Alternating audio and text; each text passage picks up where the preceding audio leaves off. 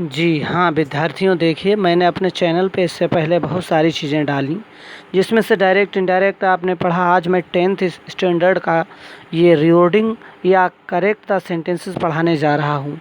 इसमें हम देखेंगे कि ये जो रीवर्डिंग 2 नंबर का एग्ज़ाम में पूछा जाता है, ये कैसे हम करते हैं। तो सबसे पहले इसमें सब्जेक्ट लिखना पड़ता है, उसके बाद verb plus living object plus non living object. अगर हिंदी में हम समझना चाहें तो सबसे पहले हमें कर्ता लिखना पड़ेगा, फिर क्रिया, अगर क्रिया के बाद फिर सजीव कर्म जो जीवित होते हैं, उसके बाद निर्जीव कर्म, ये चीज़ें लिखनी पड़ती हैं। जैसे एग्जांपल है ही ए बुक मी गेव, तो इसमें सब्जेक्ट क्या है, आई बी उदय ही सीट होता है, तो ही हो गया सब्जेक्ट, ये बनेगा आपका ही। उसके बाद वर्ब देखो, इज़ार में बाजवर कहीं है, कहीं नहीं है, तो क्रिया में ऐसा ये से लगा कहीं नहीं, लेकिन क्रिया की सेकंड फॉर्म लगी, ये चीज़ आ जाएगी ही गेव। अब सजीव क्या होते हैं, मी हिम, ये सजीव होते हैं, तो मी हो गया he gave me a book, he gave me a book. ये आपका सेंटेंस क्लियर हो जाता है। दूसरा हम देखते हैं, इसमें लिखा है is not it dark growing, लेकिन साइन ऑफ इंट्रोगेटिव लगा है, तो हमें अपना जो बनाना है वो साइन ऑफ इंट्रोगेटिव से ही बनाना है। साइन ऑफ इंट्रोगेटिव से बनाना है तो इज़ इसमें आपको हेल्पिंग वर्ब लेनी पड़ेगी। सब्जेक्ट क्या है, इट, इज़ इट, फिर आपका आ जाएगा नॉट, इज़ इट नॉट, अब वर्ब आ गई growing, is it not growing, is it not growing, और ये आपका बन गया डार्क। एट लास्ट में साइन ऑफ इंट्रोगेटिव ये बन गया। अब इसमें ठीक इसी प्रकार से हमने देखा, बिल्कुल सिंपल, पीछे फुल स्टॉप लगा है, साइन ऑफ इंट्रोगेटिव है नहीं, तो अब हम क्या करते हैं, देखिए इसमें हम देखेंगे सबसे पहले सब्जेक्ट ढूंढा, सब्जेक्ट क्या है वी, तो आपने बी लिख दिया वी। उसके बाद क्या है, हेल्पिंग वर्ब कुछ नहीं मिल रही, ये मिल रही है आउट और टू, आउट के साथ टू आता है, be out, be out, be out to respect, be out to respect, be out to respect our teachers, ये आपका हो जाएगा अवर टीचर्स हो गया।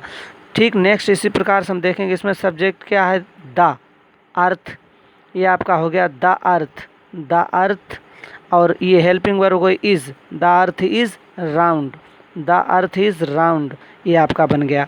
नेक्स्ट आपने देखा no smoke is there fire without, अब ना तो I be you they he seat कुछ है ही नहीं।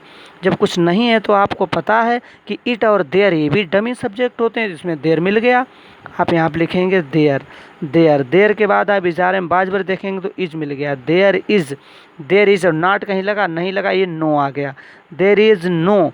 अब क्या है, smoke, there is no smoke without fire, ये आपका हो गया है विदाउट फायर,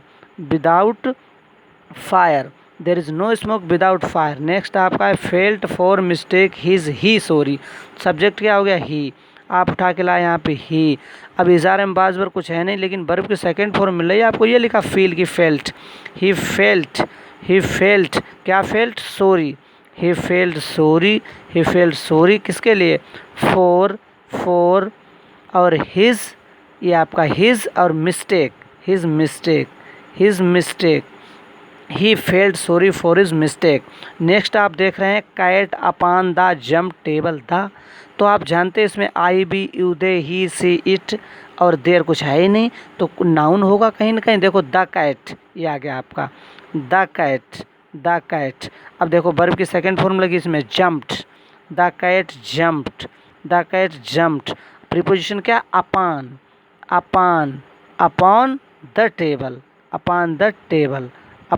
टेबल, और आपका नेक्स्ट है on Sunday every play football, we, ये सब्जेक्ट मिल गया वी।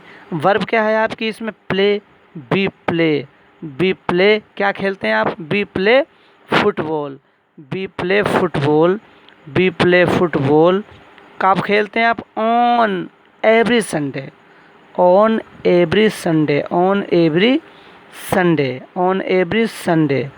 तो ये आपका बन गया we play football on every Sunday. इस प्रकार से आपने पढ़ा करेक्ट इनकरेक्ट, या फिर आप यूँ कहिए रीवर्डिंग आपने पढ़ी।